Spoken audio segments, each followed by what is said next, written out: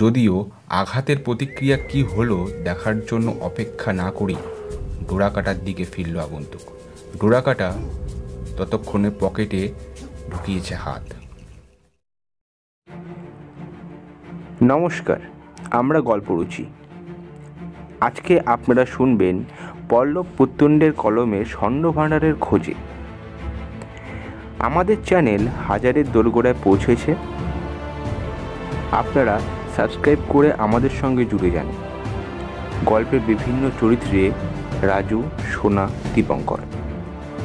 শুনতে থাকুন আজকের গল্প স্বর্ণভাণ্ডারের খোঁজে। সবে সন্ধে 7টা। সল্টলেকের শুনশান চওড়া রাস্তা ধরে মসৃণ গতিতে এগিয়ে চলছে মেটাল ব্লু রঙের ছোট্ট মারুতিটা। ডিডি ব্লকের রাস্তাটা বরাবরই একটু নির্জন। হঠাৎ বাঁদিকের গলিপথ দিয়ে এগিয়ে এসে আড়াআড়িভাবে পথ আটকে দাঁড়িয়ে পড়ল একটা টাটা সুমো। মারুতি চালকের হাত অসম্ভব ভালো বলতে হবে। ক্যাচ করে ব্রেক চেপে দাঁড়িয়ে গেল গাড়িটা। ফুট খানেকের জন্য অ্যাক্সিডেন্টটা হলো না। সুমো থেকে লাফিয়ে নামলো দুইজন লোক। দরজা খুলে টেনে নামালো মারুতির চালক তথা এক আরোহীকে। তাকে হিড়হিড় করে টানতে টানতে পাশের গলিতে নিয়ে গেল তারা। সুমোকে তখন গলিতে ঢোকাচ্ছে তৃতীয়জন। কে তোমরা? কি চাও? মারুতির চালক একজন বৃদ্ধ, স্পষ্টতই হতভম্ব। Your diary man, quick. কোন ডায়েরির কথা বলছো তোমরা?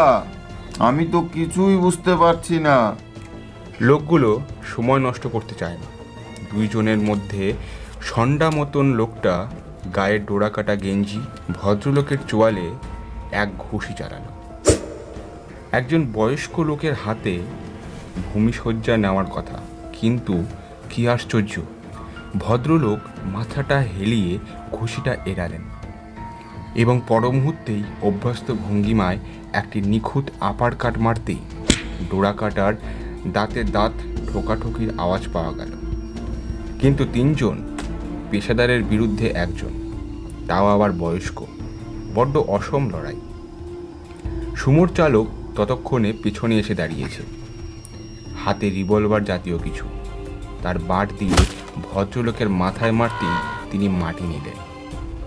বুড়ারও বড্ড লড়াইয়ের শখ দেখছি। দেব নাকি একটা হাঁটুতে ডানা ঠুসে? বন্দুকধারী জিজ্ঞেস করে। না, ডায়েরিটা আগে দরকার। চোয়ালে হাত বুলোতে বুলোতে নিষেধ করে ডোরাকাটা। ওই লোকটা বোধ হয় দলের পান্ডা। শোন বুড়ো, হাজারো চাচালেও এখানে তোকে কেউ বাঁচাতে আসবে না। বরং বাঁচতে চাইলে ভালোই ভালোই ডায়েরিটা দিয়ে দাও। নির্জন গলিতে তিনজন ক্রিমিনাল পরিবেষ্টিত একজন অসহায় বৃদ্ধ। লাগোয়া মেন রোড দিয়ে হুশাস করে গাড়ি যাচ্ছে একটা দুটো, কিন্তু কেউ লক্ষ্য করছে না গলির আলো আধারিতে কি ঘটে চলেছে। আর এরাও যেটা লক্ষ্য করেনি সেটা হলো রাস্তার পাশের অ্যালামন্ডা ফুলের ঝোপের আড়ালে কখন নিঃশব্দে এসে দাঁড়িয়েছে একজন ছায়ামূর্তি। হঠাৎ সচল হলো ছায়ামূর্তি। পলকে চিতাবাঘের মতো ছুটে এলো একটা ক্ষিপ্র শরীর, লাফিয়ে উঠল শূন্যে এবং কেউ কিছু বুঝে ওঠার আগেই ল্যান্ডিং করলো বন্দুকধারীর গায়ে। আগন্তুকের শক্তিশালী জাম্পিং কিক বন্দুকধারীকে ছিটকে দিল দুহাত দূরে। আর কিছু না করলেও চলতো, কিন্তু আগন্তুক নিশ্চিন্ত হওয়ার জন্য তার দুই পাজারের সংযোগস্থলে একটা পাথর ভাঙ্গা ঘুষি চালালো। লড়াইয়ের ভাষায় যাকে বলে নকআউট পাঞ্চ। আচমকা আক্রমণে হতভম্ব ভাবটা কাটিয়ে উঠে এগিয়ে এলো দ্বিতীয়জন, কিন্তু লড়াইটা একেবারেই জমল না। একটা স্টমাক কিক খেয়ে লোকটা ঝুঁকে পড়তেই মাথা দিয়ে প্রচণ্ড জোরে তার কপাল নাক পেঁচিয়ে আঘাত করল আগন্তুক। ঠিক যেমন করে ক্যারাটি প্রদর্শনীতে মাথা দিয়ে ইট বা টালির পাজা ভাঙে। লোকটা বিন্দুমাত্র শব্দ না করে কাটা কলা গাছের মতন পড়ল ধরাস করে। যদিও আঘাতের প্রতিক্রিয়া কি হলো দেখার জন্য অপেক্ষা না করেই ডোরাকাটার দিকে ফিরল আগন্তুক। ডোরাকাটা ততক্ষণে পকেটে ঢুকিয়েছে হাত, বের করে এনেছে পরক্ষণে। আগন্তুক নিশ্চল কিন্তু সতর্ক, যদি বন্দুক টন্দুক হয় তো। কিন্তু না, বন্দুক পিস্তল নয়। যেটা বের করলো সেটা একটা ছুরি। আবছা আলোতেও চকচক করছে তার লম্বা ও শানিত ফলা। নিশ্চয়ই এর আগে বহু রক্তপান করেছে। আবার রক্তপানের লালসায় তার ধাতব জিহ্বা লকলকে করছে। লোকটা সতর্ক ভঙ্গিতে এগোচ্ছে, সঙ্গীদের মতন হড়বড় করছে না। প্রতিপক্ষ নিশ্চল, হাত দুটো দুপাশে ঝোলানো রিল্যাক্স মুডে। শুধু অন্ধকার মাখা দুটো চোখ ঘুরে ঘুরে জরিপ করছে প্রতিবন্ধী প্রতিটি নড়াচড়া। হঠাৎ আক্রমণ করলো ডোরাকাটা। খুনের প্রতিক্রিয়া নিয়ে ধেয়ে এলো ইস্পাতের মতো ফলা পেট লক্ষ্য করে। কিন্তু আগন্তুক সত্যি একজন জাত লড়িয়ে। নাচের ভঙ্গিমায় কোমরটা একটু এগিয়ে দিতেই ছুরির ফলা কোমরের পিছন দিয়ে হাওয়া কেটে বেরিয়ে গেল। আগন্তুকের ডান হাত পলকে নিক্ষিপ্ত হলো শূন্যে। পর মুহূর্তে কোনো একটা প্রবল বেগে মুঙ্গুরের মতো নেমে আসতেই খট করে ভেঙে গেল গুন্ডাটার কলার বোন। পরের মিনিট খানেক ডোরাকাটার শরীরটাকে তুলোধনা করল সে, যেন সেটা মানুষ নয়, বক্সিং আখড়ার একটা পাঞ্চিং ব্যাগ।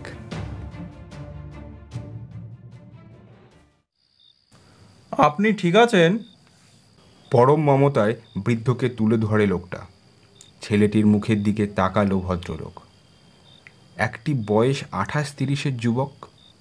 এখন আর ওকে একটুও হিংস্র দেখাচ্ছে না, ওদের চাইতে ভালো। শিগগিরই গাড়িতে ওঠো। তিনটি পড়ে থাকা শরীরের দিকে তাকিয়ে তারা চটপট গাড়িতে উঠে পড়ল। আমি চালাবো কি? শুধু রাস্তাটা আপনি। না, আমি পারবো। স্লান হেসে ভদ্রলোক গাড়ি স্টার্ট দিলেন।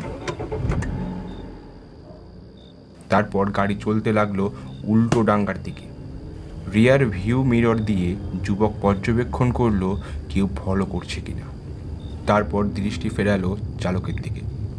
অভিজাত চেহারার লম্বা চওড়া লোক, বয়স 70-এর কোঠায় হবে। ব্যাক ব্রাশ করা চুল প্রায় সবটাই সাদা, মোটা কাইজারি গোফ জোড়াও তাই। রক্তের ধারা জুলপি দিয়ে বিয়ে এসে জমেছে এরই মধ্যে। মুখে যন্ত্রণাও কোনো অভিব্যক্তি নেই। স্টেডি লোক বলতে হবে, মনে মনে তারিফ করে যুবক।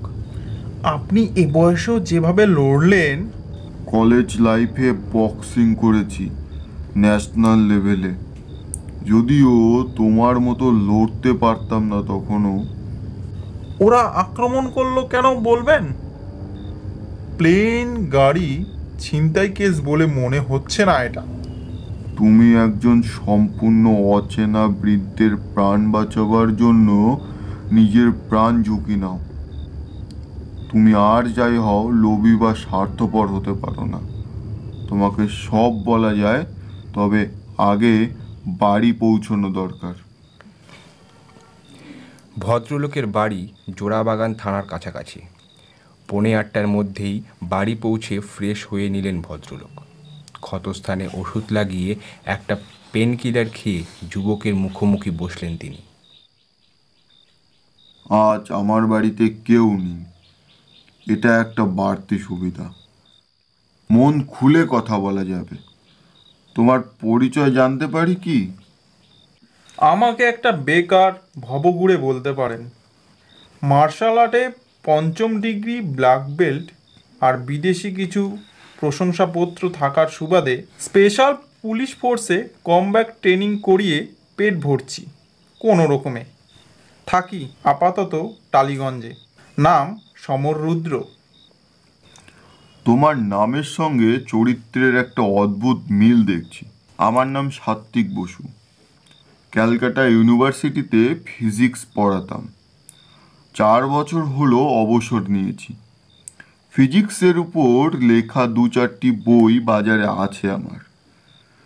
তার রয়্যালটি আর পেনশনের টাকায় 2 বুড়ো বুড়ি চলে যায়। একমাত্র মেয়ে বিয়ে করে সল্টলেকে আছে। আজকের ঘটনাটা ব্যাখ্যা করতে হলে অনেক পিছনে যেতে হবে, সেই 2য় বিশ্বযুদ্ধের সময় থেকে। তাহলে বলি, শোনো। আমার বাবা এবং কাকা দুজনেই ছিলেন ব্রিটিশ আর্মিতে। আমার বাবা যুদ্ধবন্দী হন ও পরে আজাদ হিন্দ ফৌজে যোগদান করেন, কিন্তু ইম্ফলের যুদ্ধে কামানের গোলার আঘাতে তিনি প্রাণ দেন। ওদিকে আমার একমাত্র কাকা সত্যকাম বসু তখন বার্মাতে পোস্টেড, ব্রিটিশ বাহিনীর হয়ে লড়াই করছেন। একদিন এক লোভী ব্রিটিশ অফিসারের লুঠত রাজে বাধা দিতে গিয়ে তার কোপ দৃষ্টিতে পড়েন তিনি। ওই অফিসার ছিলেন খুবই প্রভাবশালী। কাকাকে মিথ্যে অপবাদে কোর্ট মার্শালে দাঁড় করাবার উদ্দেশ্যে তাকে ব্যারাকে বন্দি করেছে। বার্মার এক প্রত্যন্ত সংরক্ষিত অঞ্চলে ছিল সেনাবাহিনীর বারাক, আর তাদের ব্যাটালিয়ন ও সেই অফিসারও তখন সেই সেনা ছাউনিতেই অবস্থানরত। বারাকের একধারে একটা শক্ত খুপড়িতে বন্দী ছিলেন সত্যকাম। অভুক্ত অসহায় অবস্থায় একটা মিথ্যে বিচারের প্রহসনের অপেক্ষায় মুহূর্ত গুনছেন। তখন জানতেন না যে পর মুহূর্তে কি ঘটতে চলেছে। কর্মচঞ্চল সেনা ব্যারাকের একধারে ছিল সত্যকামের গৃহবন্দী। প্রায় 1 মানুষ উচ্চতার একটা 1 ফুট বাই 1 ফুট জানালা, তাতে শক্ত গরাদ বসানো, কিন্তু কোনো পাল্লা নেই। ঘরে আলো আসার পথ বলতে ওই সামান্য ফাঁকটুকুই। মেঝেতে মাথার নিচে হাত রেখে ওই ফোপর দিয়ে এক ফালি আকাশের দিকে তাকিয়েই শুয়েছিলেন তিনি। মনের ভেতরটা তোলপাড় করে চলেছে চিন্তার ঢেউ। এতটা অন্যমনস্ক হয়ে পড়েছিলেন যে তিনি ওই এক চিলতে নীলিমার পটভূমিকায় যে ক্ষুদ্র ক্ষুদ্র উড়ন্ত পাখির মতন কয়েকটা অবয়ব দেখা গিয়েছে এবং তা প্রতি মুহূর্তে কলরবে বাড়ছে, তা তিনি খেয়ালই করেননি। যখন খেয়াল করলেন তখন মৃদু ভ্রমরের গুঞ্জন ইঞ্জিনের তীব্র গর্জনে পরিণত হয়েছে, আর ব্যারাকে পড়ে গেছে সাজো সাজো শত্রুপক্ষের বম্বার প্লেন। দিনের বেলায় এতটা ভিতরে এসে শত্রুপক্ষ বিমান হানা করতে পারে এটা ধারণা ছিল। ব্রিটিশ সৈন্যরা কোনো সুযোগই পেলেন না। বৃষ্টির ধারার মতো নেমে এলো মেশিন গানের গুলি বিভিন্ন অ্যাঙ্গেল থেকে, কচু কাটা করে ফেললো অপ্রস্তুত মানুষগুলোকে। দুঃস্বপ্নের মতো নেমে এলো বোমার ঝাঁক। এক বিকট শব্দ, ধুলো আর ধোঁয়ায় ঢেকে গেল চতুর্দিক। প্রাণচঞ্চল মিলিটারি ব্যারাক শ্মশানে পরিণত হলো মিনিটের মধ্যে। ধ্বংসলীলা প্রত্যক্ষ করে পুষ্ট চিত্তে ফিরে গেল প্রশিক্ষিত বোমারুর দল। একটা বোমা সরাসরি ফেটেছিল সত্যকাম বসুর সেলের ছাদে। ইট পাথরের তলায় চাপা পড়লেন তিনি। বেশ কিছুক্ষণ পরে ধুলো আর ধোঁয়ার আবরণ উঠল যখন সূর্য তখন পশ্চিমে ঢলেছে। পরদিন সকাল ইট কাঠ পাথরের স্তূপটা একটু নড়ে উঠল যেন। অনেকক্ষণের চেষ্টায় ধ্বংসস্তূপ ঠেলে বেরোলো একটা অবয়ব। অপরিসীম প্রাণ শক্তিতে উঠে দাঁড়ালো টলতে টলতে। 4 হাতে পায়ে হামাগুড়ি দিয়ে এলো বোল্ডারের ঢিপি থেকে। মাঝখানের ফাঁপা জায়গাটায় এসে দাঁড়ালো মানুষটি। সত্যকাম বসু ব্যারাকের একমাত্র জীবিত প্রাণী। প্রথমে সত্যকাম হাত পা নেড়ে চেড়ে নানাভাবে নিজেকে পরীক্ষা করলেন। আশ্চর্য, শরীরে প্রচুর আঘাত, কাটা ছেঁড়া সত্ত্বেও হাড়গোড় সব অটুট। যদিও শরীর সাংঘাতিক অবসন্ন, মাথাটা নাড়ালেই যেন ভেতরে বোমা ফাটছে। ব্যথা বেদনার তো কোনো সীমা পরিসীমা নেই। তৃষ্ণায় গলা শুকিয়ে কাঠ। একটু খাবার ও জল না পেলে নড়াচড়া করা যেন সম্ভব না। চারিদিকে চোখ বোলালেন সত্যকাম। ব্যারাকের যেদিকে চোখ যায় ধ্বংসস্তূপের মাঝে ছড়িয়ে ছিটিয়ে রয়েছে কেবল মৃতদেহ আর মৃতদেহ। প্রত্যেকেরই সঙ্গে রয়েছে রাইফেল ও কার্তুজ। পিঠে ঝোলানো খাবার ও টুকিটাকির রুস্যাক, ঝোলানো রয়েছে জলের বোতলও। তো একটা ব্যাগ থেকে খাবার বার করে পুরোটাই খেলেন, ঢক ঢক করে জল খেলেন এক বোতল। ব্যারাকের মাল টানা লরি দাঁড়িয়েছিল একটা, তাঁবু ঢাকা লরি, মিলিটারি লরি যেমন হয় আর কি। ভেতরে এসে দুখানা পাইন কাঠের প্যাকিং বাক্স। ভেতরে ঢুকে প্যাকিং বাক্সের গায়ে হেলান দিয়ে বসে বিশ্রাম নিতে নিতে চিন্তা করতে লাগলেন এরপর কি করবেন। মিলিটারি ব্যারাক আক্রান্ত হওয়ার খবর পাওয়া মাত্রই হেডকোয়ার্টার একটি রেস্কিউ টিম পাঠাবে। ততক্ষণ এই লরিটাকে বাসস্থান বানিয়ে অপেক্ষা করতে হবে। খাবার আর জলের অভাব নেই। সমস্যা হলো রোদ চড়া হলেই মৃতদেহগুলো পচতে শুরু করবে।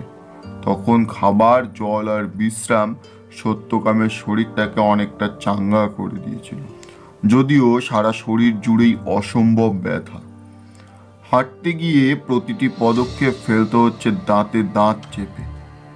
ঘুরে ঘুরে ব্যারাকটা পর্যবেক্ষণ করতে লাগলেন সত্যকাম। 2-3টে চক্কর দিয়েও কোনো জীবিত লোকের দেখা পেলেন না সত্যকাম। চারিদিকে শুধু মৃতদেহ। সেই নরপিশাচ ব্রিটিশ অফিসারের দেহ পড়ে আছে দেখলেন। নিয়তির কি অদ্ভুত পরিহাস! এই লোকটাই কিনা তাকে গুলি করে মারবার ভয় দেখিয়েছিল, অথচ তার দেহটাই পড়ে আছে খোলা আকাশের নিচে। নিষ্প্রাণ খোলা চোখ দুটোর উপর ঘুরপাক কাটছে কয়েকটা মাছি। একটা রাইফেল, কিছু কার্তুজ, রুকস্যাক আর জলের বোতল নিয়ে প্রস্তুত হলেন সত্যকাম। এটা যুদ্ধক্ষেত্র, সর্বদা তৈরি থাকা ভালো। যদিও কাছাকাছি লড়াইতে রাইফেল কোনো কাজেও আসে না, সেক্ষেত্রে বরং রিভলভার বা পিস্তল অনেক কাজে। ঘুরতে ঘুরতে লরিটার সামনের দিকটা এসে দেখলেন 2টি জলপাই রঙা মোটর বাইক ছিটকে পড়ে আছে দুদিকে। আরোহীরা বলা বাহুল্য মৃত। তাদের ব্যাজ দেখলেই বোঝা যায় যে হাই র্যাঙ্ক অফিসার। একমাত্র অফিসারদের কোমরেই রিভলভার থাকে। একজনের হোলস্টার খুলে নিয়ে নিজের কোমরে বাঁধলেন সত্যকাম। .38 কার্তুজের প্যাকেট দুটো চেক করে নিয়ে বেল্টে আটকাতে আটকাতে কেমন যেন খটকা লাগলো তার। একটা সাধারণ মাল টানা লরি, তাতে মাত্র 2খানা প্যাকিং বাক্স।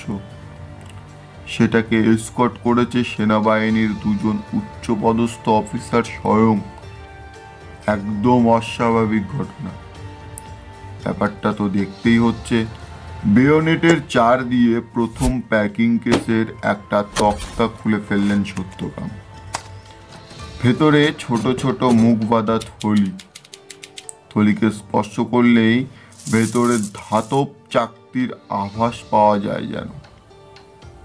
একটা পাউচের মুখ খুলে উপুর করে দিতেই যুগপৎ বিস্ময় তার আনন্দে তার হৃৎপিণ্ডটা ধক করে গলার কাছে চলে আসে। মোহর!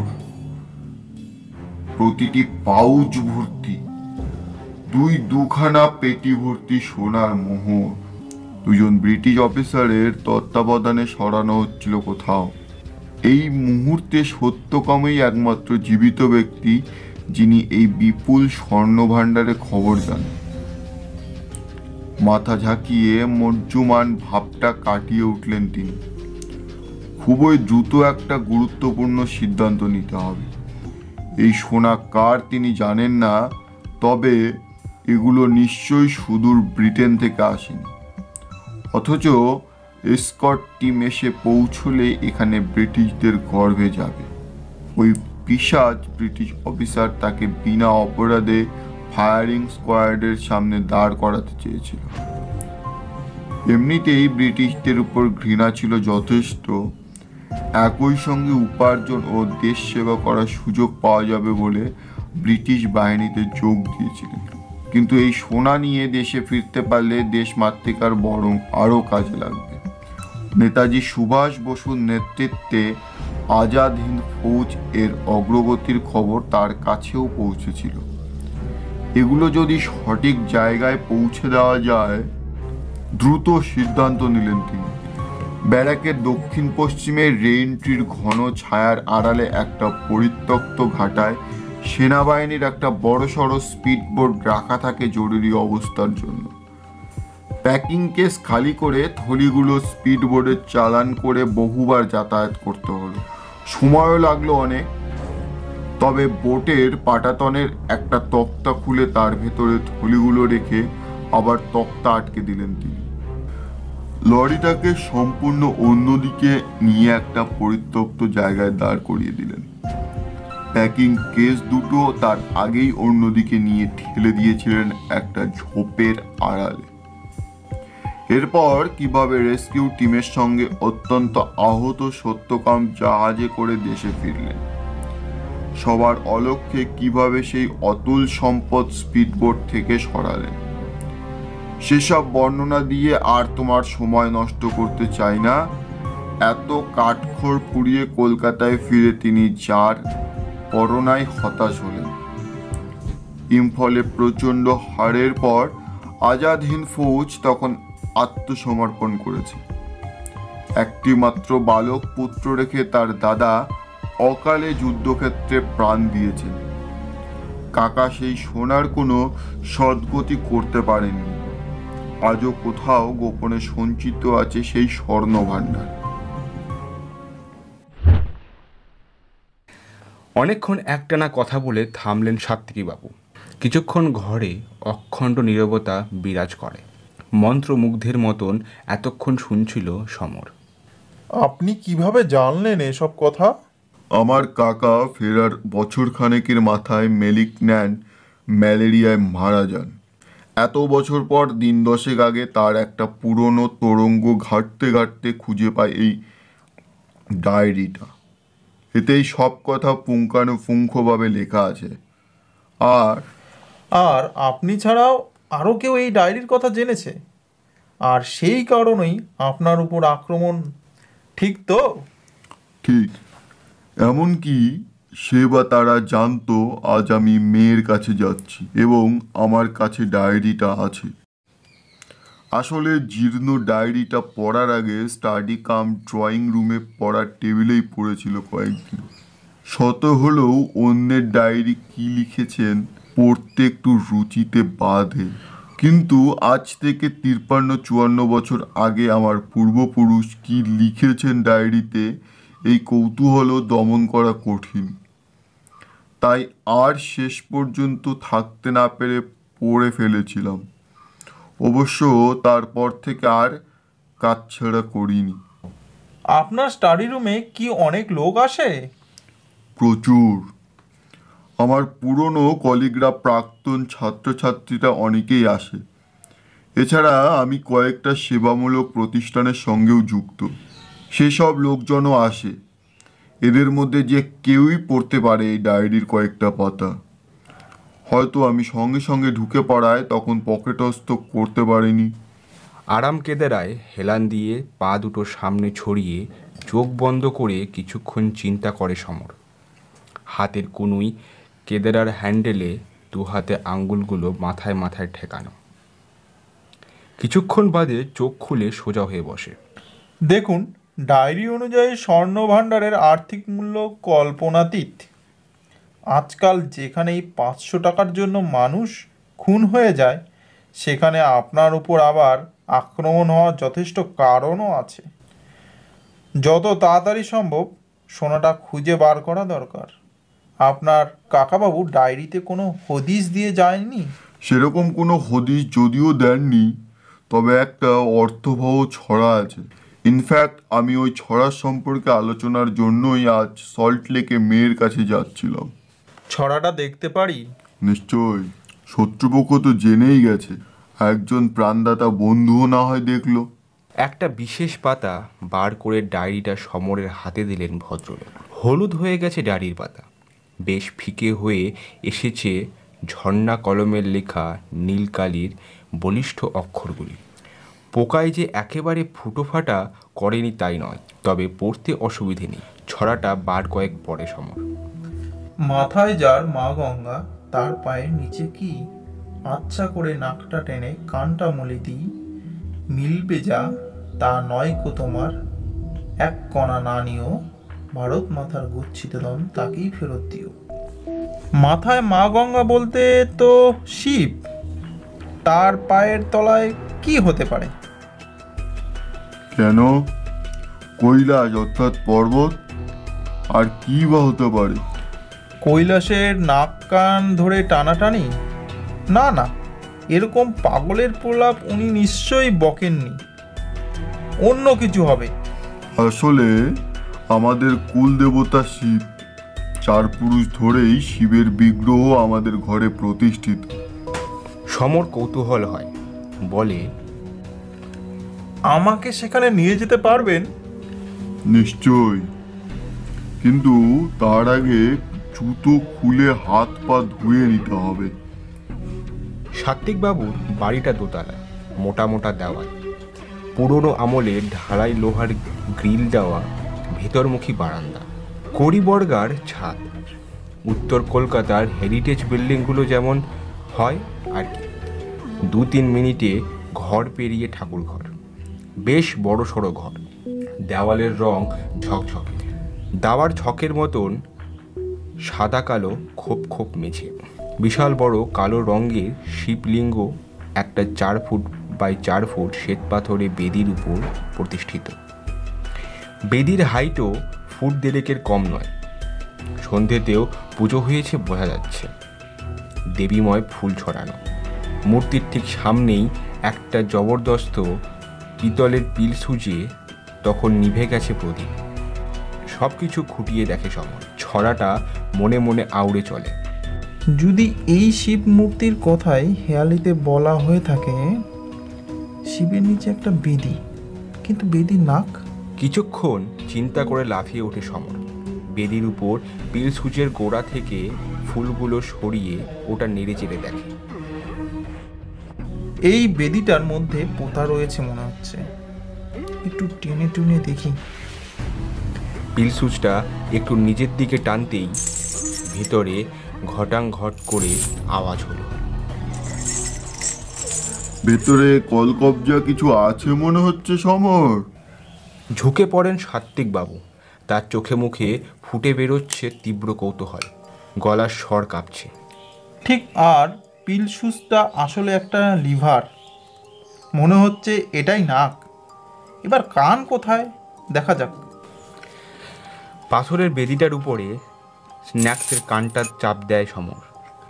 4 ফুট বাই 4 ফুট স্ন্যাপটার মাঝামাঝি জোড়া দেওয়া, পেছন দিকটায় শিবলিঙ্গ। সামনের অংশটা একটু যেন নড়ে চড়ে উঠল মনে হলো। 2 জনে মিলে সজোরে 4 দিতেই স্ন্যাপটার অর্ধেক অংশ খুলে আসে। ভিতরে লাল শালুর আবরণটা তুলতেই ঝকমক করে ওঠে সোনালি রঙের ধাতব চাকতিগুলো। বিস্ময়ের আনন্দের ধাক্কায় চেঁচিয়ে ওঠে সমর। সাত্ত্বিকবাবু, স্বর্ণভাণ্ডার পাওয়া গেল অবশেষে। স্বর্ণ ভাণ্ডার পাওয়া গেল? কুল দেবতার জিম্মায় রেখে গিয়েছিল সত্যকাম।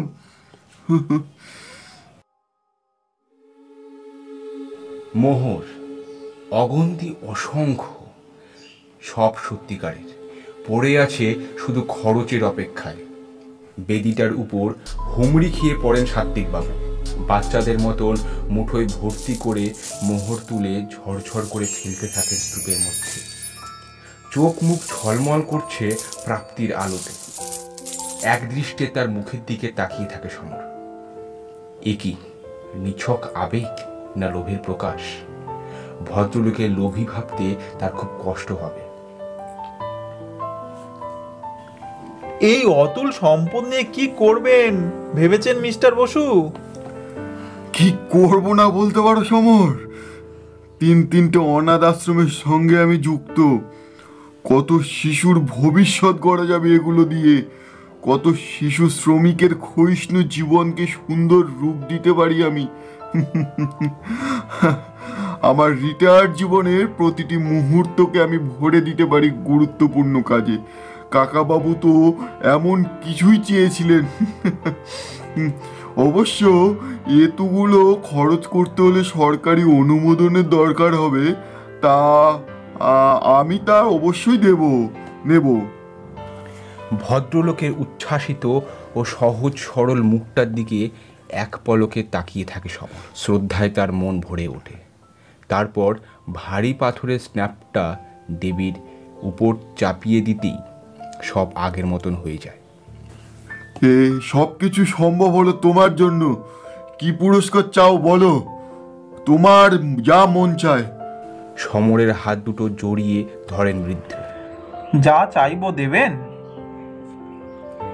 উঠে দাঁড়ায় সমর। তারপর ভদ্রলোককে হতচকিত করে ঢিপ করে একটা প্রণাম করে। আপনাকে একটা প্রণাম করতে চাই। সত্যি কথা বলতে কি, আমার জীবনে আপনার মতো লোক আমি খুব কমই দেখেছি।